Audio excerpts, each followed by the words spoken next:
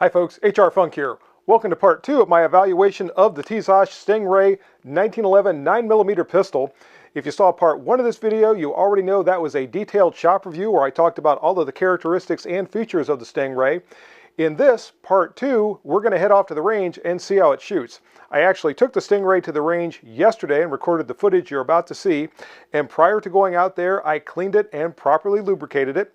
And when I went to the range, I took 3 different types of 9mm ammunition with me. I had a 115 grain jacketed hollow point from Hot Munitions, I had a 124 grain jacketed hollow point from Nosler, and I had some 115 grain full metal jacket ammunition from Blazer Brass. When I got to the range, the first order of business was an accuracy test from a distance of 15 yards. As usual, I set up on top of sandbags from the bench at that distance.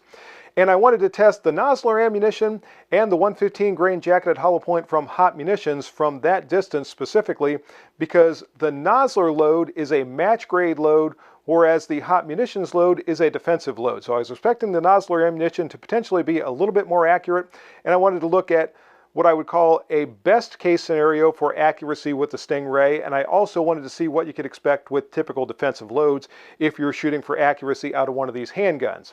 So without any further ado, let's take a look at how things went. I started out with the Hot Munitions 115 grain at that distance of 15 yards, and here's what the results looked like.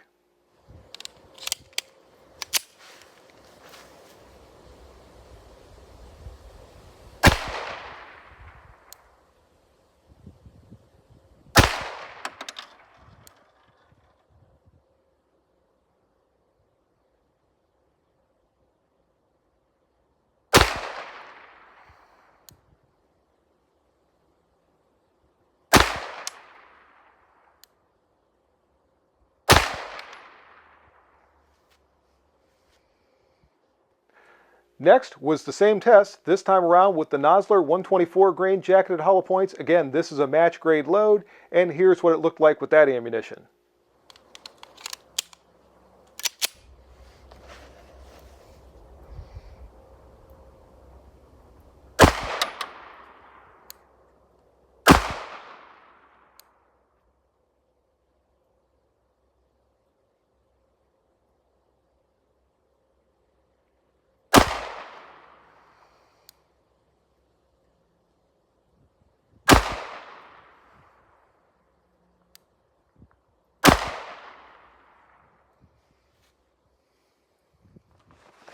And here are the targets from those accuracy tests from that distance of 15 yards. First up is the House of Pain Munitions 115 grain jacketed hollow point.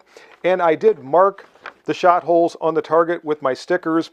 And because the stickers are larger than the shot holes, it makes the group look larger than it actually is. But when you measure these shots center to center, the entire 5-shot group measured 2 5/8 inches, which is not bad defensive accuracy from that distance of 15 yards. It's not match grade accuracy, but then again, the Stingray is not advertised as having a match grade barrel. So not bad accuracy for a defensive handgun. The best 4 out of those 5 was in 1 7/8 inches, which I think is significant because the very last shot went high. That could have been my fault. So the best 4 out of those 5, as I said, 1 7/8 inches, which is actually pretty darn good accuracy from that distance of 15 yards. The Nosler 124 grain load, as I said earlier, is a match grade load, and that went into just over 2 inches, 2 1/4 inches when measured center to center. And again, I had a lone flyer and a very tight cluster with 4 other shots.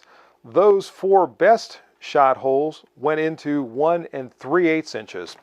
So again, pretty darn good accuracy for a non-match grade handgun at that distance of 15 yards. As I was shooting, the trigger felt very good.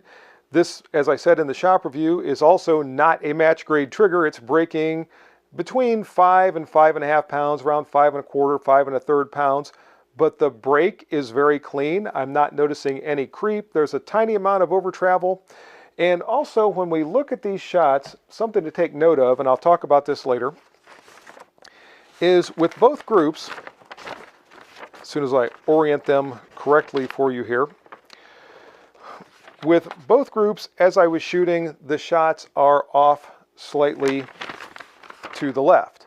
And I looked at this because I started to see that trend occurring with the other drills that I'll show you here momentarily.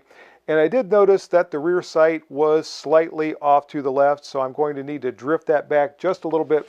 So keep that in mind as I'm getting farther and farther away from the target, and you see the shots are drifting a little bit more and more to the left. So I am going to be concentrating on the group sizes, not so much the placement on the target, but the placement wasn't really all that bad either. In any case, after finishing the accuracy test, I moved to a distance of 5 yards and started the defensive drills. And first up were 3 controlled pairs from that distance of 5 yards, and here's what they looked like.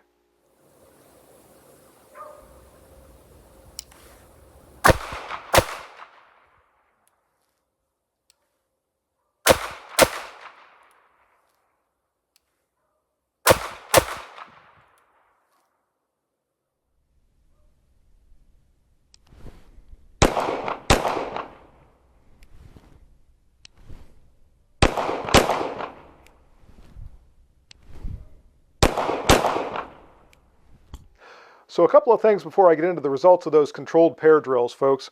First off, I was firing all the defensive drills with the 115 grain Blazer Brass Full Metal Jacket ammunition. Also, I started each drill with the magazine fully loaded with 9 rounds and a round in the chamber. So I was testing the functioning of the handgun with a full magazine and testing it throughout the column of ammunition as it cycled through.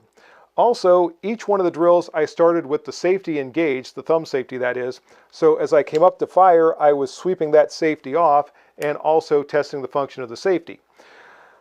All of the functioning of this handgun was very, very good. In fact, it functions like a much more expensive handgun. When I started the controlled pairs and came up and swept the safety off, it sweeps off and you can hear that click. It is a very positive engagement and disengagement of that thumb safety, and it might be slightly less distinct than some very expensive 1911 handguns, but it certainly is functional enough for a handgun in this price range, and I'm not criticizing it at all. I'm just trying to describe it as best I can for all of you who are watching and are interested in that particular feature. Turning my attention to the accuracy that I was able to obtain on those controlled pairs from that distance of 5 yards. Now, you already know that I shot 6 times during that drill, and I only have 4 stickers that I put on the target. That's because a couple of these are covering more than one shot hole. That's how close that group was. Altogether, that's probably 2.5, I don't think it's 3 inches center to center. I can easily cover it with my hand from that distance. It is easily below the size of the heart on the diagram. So in that type of a drill from that distance, I thought that performance was very, very good from the Stingray. Next, I moved back to a distance of 7 yards, and from 7 yards, I was shooting a failure drill, which is 2 shots to the body and 1 shot to the head. I did that 3 times, and here's how that looked.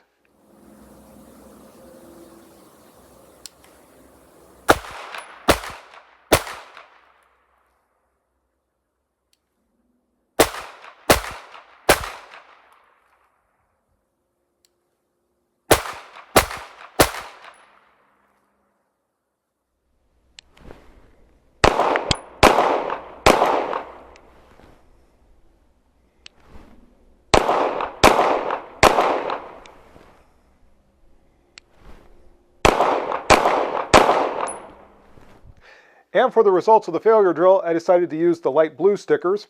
And again, you can see a very nice tight cluster from the body shots that I fired during those drills. I'm not sure what that measures. That's maybe even a little bit tighter than the controlled pairs from 5 yards. The headshots are all in the scoring area of the head. This one tried to make it out, but it still was pretty much right dead center on the line. Again, we're seeing slightly a tendency on these shots to go to the left, and that will start to become more and more apparent as I move farther and farther back. Again, as I said, I just need to drift this rear sight a little bit. Something that I forgot to mention about the thumb safety when I was talking about it in the last segment is that I've talked about before, I usually don't like ambidextrous thumb safeties, and I'll move over here so hopefully you can see this, because many times the lever on the off side or the right side comes down against my trigger finger as I'm shooting, and I don't like that. With the levers that are used on the Stingray, I don't notice that at all. So that doesn't bother me. So the fact that this particular handgun has ambi thumb safeties doesn't affect my shooting one way or the other. Now, if you have very large, thick fingers, you may have that experience that I've had with other handguns, but I'm at least not getting it with the Stingray. So again, very good on the failure drills. At this point, I decided to try a multiple adversary drill that was also fired from a distance of 5 yards. And when I fired the multiple adversary drill, I have two targets side by side. I fire one round at the target on the right, 3 rounds at the target on the left, and then 2 more rounds at the target on the right, all in rapid succession. And the idea behind this drill is to look at the controllability of the handgun as I am firing it and dealing with the recoil impulse and then trying to reacquire my target and squeeze off the next shot. And here's what the multiple adversary drill looked like.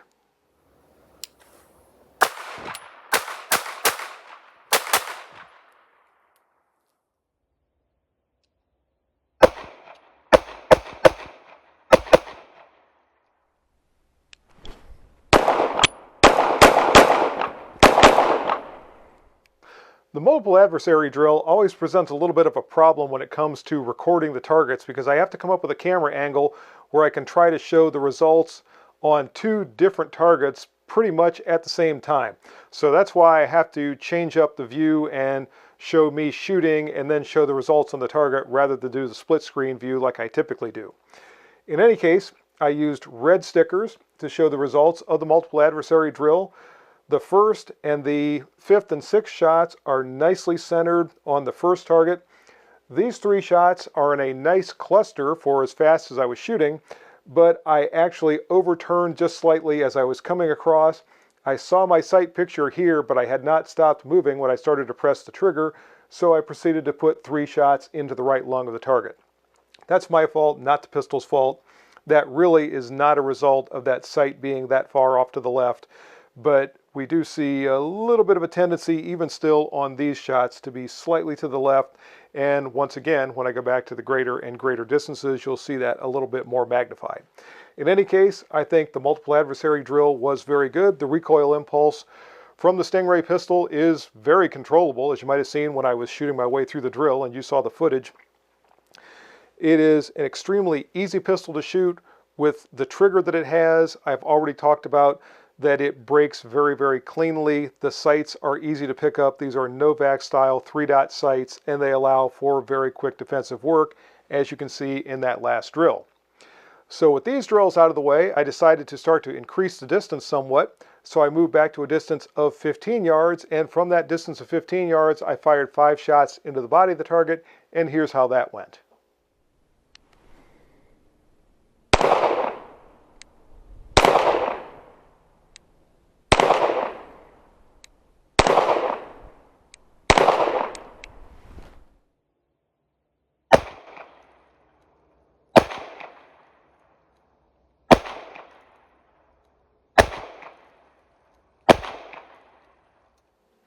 For those shots from 15 yards, I'm using the dark blue stickers, and I was intentionally shooting fairly rapidly or at a fairly rapid tempo from that distance, once again checking the controllability and the ability to reacquire my target during a rapid fire sequence, and I'm pretty happy with that result. That can easily be covered with the palm of my hand for those 5 shots at that distance of 15 yards. Now we are starting to see more and more of the shots drifting to the left, and you're going to see that even more in the next segment.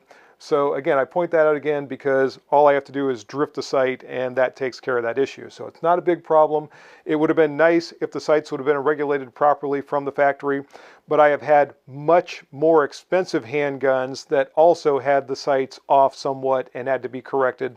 So I'm not really criticizing the Stingray at this price point of about $620 for being just slightly off. So anyway, on I went from this point to a distance of 25 yards. At 25 yards, I slowed down the tempo just a little bit because now I'm trying to look at accuracy from the hands of a human being and just how well I can place those shots from that distance of 25 yards. And here's how that went.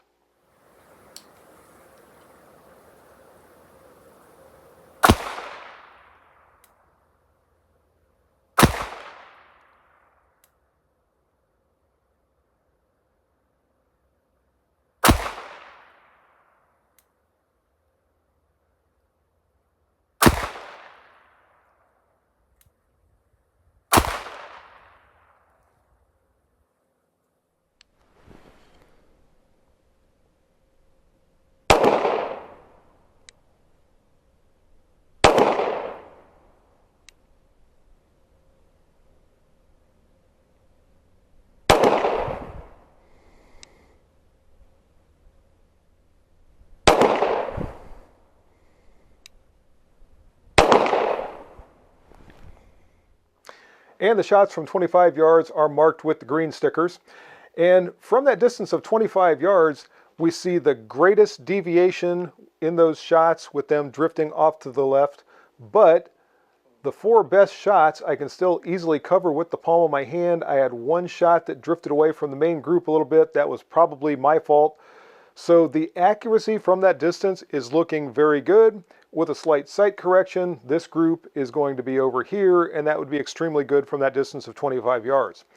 So overall, the accuracy that I'm getting on the defensive drills with the Stingray, notwithstanding the slight sight correction that's necessary, was very, very good. I was quite impressed with the way this handgun shot and with the accuracy that I'm seeing in all these drills going all the way back to the shots that I fired from the bench. I didn't see anything that would lead me to believe there's going to be any problem for someone who decides to use this handgun for defensive purposes. So at this point, there was really only one thing left to find out, and that is the Tisas Stingray is a 7-yard tack driver. So let's find out.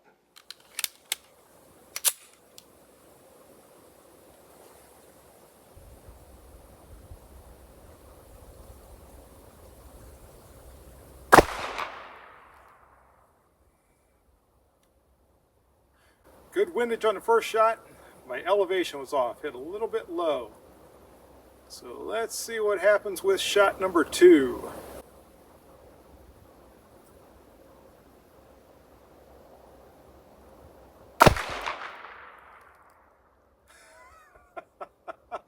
Yes! The Tisas 9mm Stingray is a 7-yard tack driver. So yes, on the second shot, the Tisas Stingray is a 7-yard tack driver. So final thoughts on the Stingray, folks.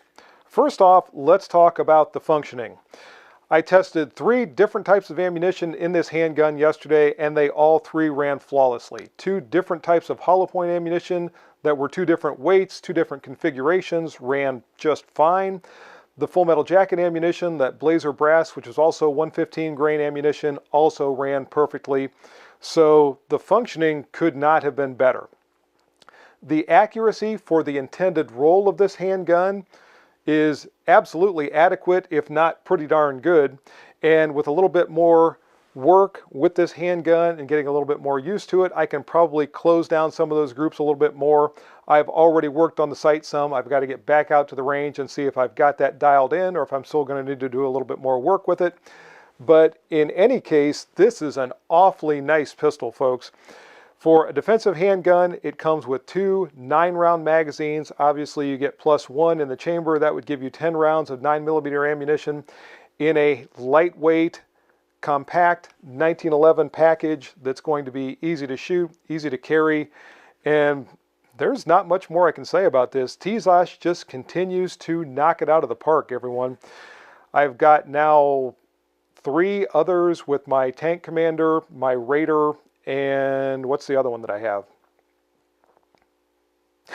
I've got a third one, I just can't remember what it is. Anyway, this is probably going to join those other 3 and become a member of my collection as well, because I really like this pistol, and to the point that I don't see any reason not to carry it, which I'm probably going to start doing pretty soon.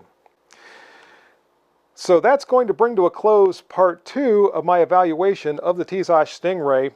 In part 3 of this evaluation, I'm going to be comparing the Stingray to another very similar handgun that is manufactured and marketed by a very well-known 1911 manufacturer, and we'll see how the Stingray stacks up against that other handgun. But that's going to do it for now. If you have any questions or comments about this video, as always, make sure you forward those to me. Remember, if you purchase anything from Optics Planet, be sure to use my discount code, which is... And if you use that discount code, it's good for 7% off your purchase from Optics Planet. Also, remember the discount code from House of Pain, either House of Pain Munitions or House of Pain Armament. For either one, if you use my discount code, which is HRFUNK, that'll save you 10% off your purchase from House of Pain. And don't forget the Target sponsor for the channel, folks. I was using their Targets, and also these colored stickers come from the Target sponsor, which is Targets Online. So go to Targets Online, check out their website, and see if they have anything that's going to meet your Target needs. See you next time, folks. And until then, good shooting. Bye-bye.